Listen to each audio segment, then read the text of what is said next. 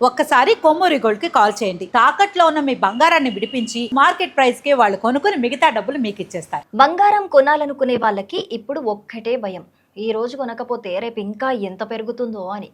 ఎందుకంటే బంగారం వెండి ధరలు మళ్ళీ పరుగులు పెడుతున్నాయి.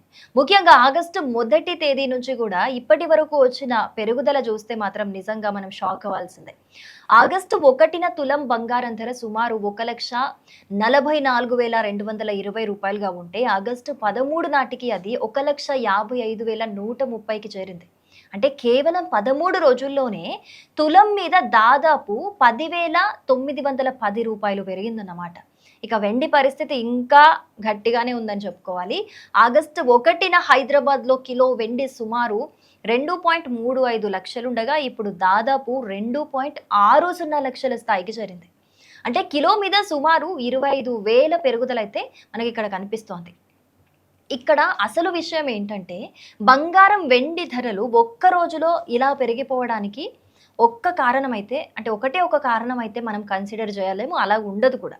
అంతర్జాతీయ మార్కెట్లో జరుగుతున్న ప్రతి చిన్న పరిణామం కూడా మన దగ్గర అంటే బంగారం ధరలపైనైతే ప్రభావం అనేది ఖచ్చితంగా చూపిస్తుంది. ఇటీవల అమెరికా ఇరాన్ మధ్య మళ్ళీ ఉద్రిక్తతలు పెరగడంతో ప్రపంచ మార్కెట్లో ఒక అనిశ్చితత పెరిగింది. ఇలాంటి సమయంలో ఇన్వెస్టర్లు ఎప్పుడూ కూడా సాధారణంగా స్టాక్స్ లాంటి రిస్క్ ఉన్న ఆస్తుల కంటే కూడా బంగారం లాంటి ఒక సేఫెస్ట్ ఇన్వెస్ట్మెంట్ వైపు అయితే మొగ్గు చూపిస్తారు. అందుకే భౌగోళిక రాజకీయ ఉద్రిక్తతలు పెరిగినప్పుడల్లా కూడా బంగారానికి డిమాండ్ పెరిగే అవకాశం అయితే చాలా ఎక్కువగా ఉంటుంది. అయితే యుద్ధ పరిస్థితుల్లో బంగారం ఎప్పుడు ఒకేలా పెరుగుతుందని అయితే మాత్రం మనం కన్ఫర్మ్ గా చెప్పలేము. జులైలో కూడా అమెరికా ఇరాన్ ఉద్రిక్తతల కారణంగా బంగారం ఒక్కసారి పెరిగి ఆ తర్వాత మళ్ళీ భారీగా తగ్గిన సందర్భాలు మనకి కనిపించాయి గతంలో.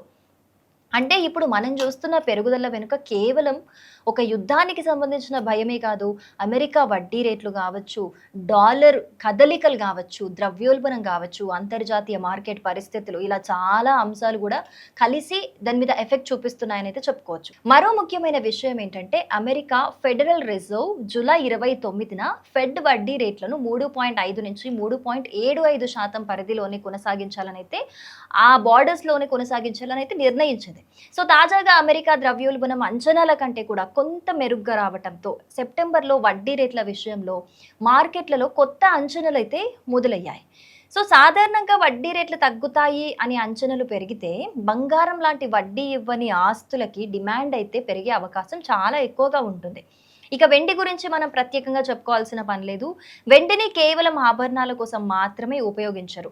ఎలక్ట్రానిక్స్ కావచ్చు, సోలార్ ప్యానెల్స్ కావచ్చు, వివిధ పారిశ్రామిక అవసరాల్లో కూడా వెండికి బాగా డిమాండ్ ఉంటుంది.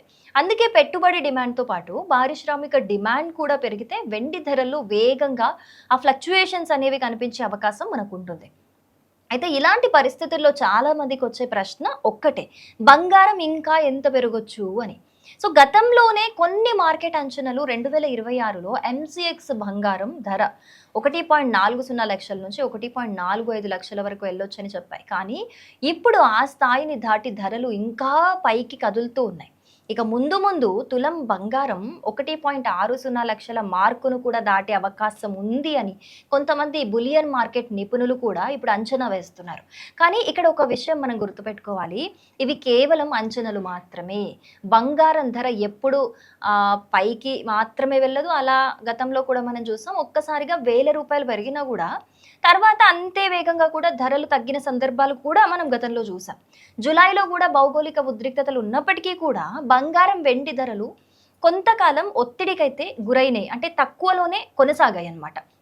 అందుకే బంగారం కొనాలనుకునే వాళ్ళు ఇంకా పెరుగుతుంది అనే భయంతో తొందరపడి నిర్ణయం తీసుకోవడం కంటే తమ అవసరం ఏంటి, అసలు ఎంత బడ్జెట్ ఉంది మీకు, ఆభరణాల కోసం కొంటున్నారా బంగారాన్ని, లేకపోతే ఇన్వెస్ట్మెంట్ కోసం కొంటున్నారా అనే విషయాలన్నీ చూసుకొని మీ నిర్ణయం తీసుకోవడం అనేది మంచిది. ముఖ్యంగా మహిళలకైతే ఈ ధరలు నిజంగానే ఒక బ్యాడ్ న్యూస్ అని చెప్పాలి.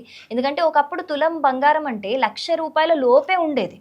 ఇప్పుడు అదే తులం ధర 1,50,000 దాటేసింది. పెళ్ళిళ్ళు కావచ్చు, శుభకార్యాలు, పండుగలు వస్తే బంగారం కొనడం అనేది ఆడవాళ్ళకి ముఖ్యంగా తప్పనిసరి అయ్యే కుటుంబాలైతే ఈ పెరుగుదల ప్రభావం వల్ల అవి ఇంకా ఎక్కువగా వాళ్ళని బాధిస్తుందని చెప్పు. ఇక ముందుకు బంగారం వెండి ధరలు ఎటెళ్తున్నాయన్నది అమెరికా వడ్డీ రేట్ల నిర్ణయాలు కావచ్చు, డాలర్ స్ట్రాంగ్ అవుతుందా వీక్ అవుతుందా అనే దాని మీద కావచ్చు, ప్రపంచంలోని యుద్ధ పరిస్థితులు కావచ్చు, అంతర్జాతీయ డిమాండ్ వంటి అంశాలపైన అయితే ఇది ఆధారపడి ఉంటుంది. కాబట్టి ఇప్పటి పరిస్థితి చూస్తే ఒక విషయం మాత్రం మనకి స్పష్టంగా అర్థమవుతుంది. అదేంటంటే బంగారం కొనాలంటే రేట్ తగ్గుతుందేమో అని ఎదురు చూసే పరిస్థితి ఒకవైపు ఉంటే, ఇంకా పెరిగిపోతుందేమో అనే భయం మరోవైపు ఉంది. మరి ఈ బంగారం పరుగుకు ఎక్కడ బ్రేక్ పడుతుందో మనమైతే చూడాల్సి ఉంది. మరి ఇప్పుడు ప్రజెంట్ మీరు కొనాలనుకుంటే గనక మీకు అవసరం ఖచ్చితంగా ఇప్పుడు పెళ్ళుందో పండగుందో కొనాల్సిందే అనుకుంటే కొనండి, తప్పితే ఇన్వెస్ట్మెంట్ పర్పస్ అయితే ఇది కరెక్ట్ టైం కాకపోవచ్చు. అలా అని చెప్పేసి బంగారం ఇంకా తగ్గుతుందేమో లేకపోతే ఇంకా పెరిగిపోతుందేమో కొంటాను అనే దానికంటే కూడా మీ దగ్గర ఒకవేళ మీరు ఖచ్చితంగా కొనాలని ఫిక్స్ అయితే కొంత ఇన్స్టాల్మెంట్ వైజ్ కొనండి. ఆ 2 నెలలకు ఒకసారి 3 నెలలకు ఒకసారి కొంటే ఫ్యూచర్లో తగ్గినా పెరిగినా మీకు పెద్దగా ఎఫెక్ట్ ఉండకపోవచ్చు. మరి మీరు ప్రజెంట్ బంగారం కొనాలనుకుంటున్నారా లేదా? బంగారం ధరలు బట్టి మీకేం అర్థమైంది తప్పకుండా కమెంట్ చేయండి.